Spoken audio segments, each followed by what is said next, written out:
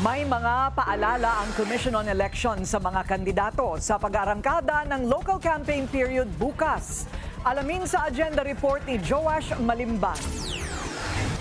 Ngayong Biyernes, opisyal nang magsisimula ang local campaign period. Ibig sabihin, sakop na ng election laws, pati ang mga kandidato mula sa sangguniang bayan at lungsod hanggang sa pagkagobernador at district representatives. Kaya may mga paalala ang Commission on Elections sa mga kandidato. Huwag naman tayo makakaistorbo sa ating traffic at huwag tayo makakaistorbo sa pagtulog ng mga kababayan natin na maagang-maaga pa lang madaling araw ay meron na kayong pinapatugtog na umiikot sa bawat kalsada. Dagdag ni Garcia, sumunod sa guidelines ukol sa paglalagay ng mga poster at tarpaulins. Bawal maglagay sa mga non-common poster areas tulad ng mga poste, mga puno at mga waiting shed. Mayroon din tamang sukat para sa posters, hanggang 2 by 3 feet lamang.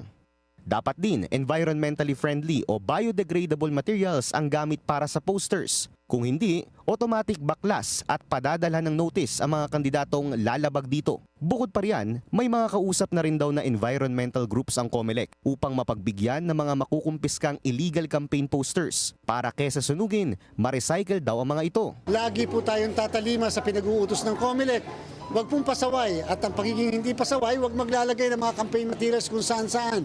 Common poster areas, 2 by 3 ang sizes. Sa private properties pwede maglagay pero magpapaalam sa may-ari. May banat din ng COMELEC sa mga kandidatong gustong mamigay ng campaign paraphernalia habang kampanya. Bawal mamigay ng pagkain.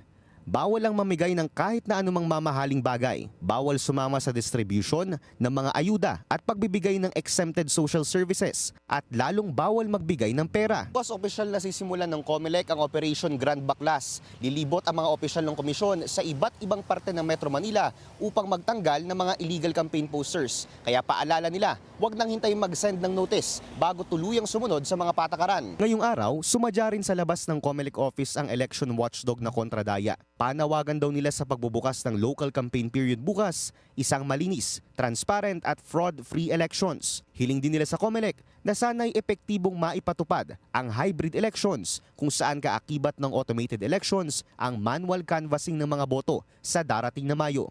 Para sa agenda, Joash Malimban, Billionaire News Channel.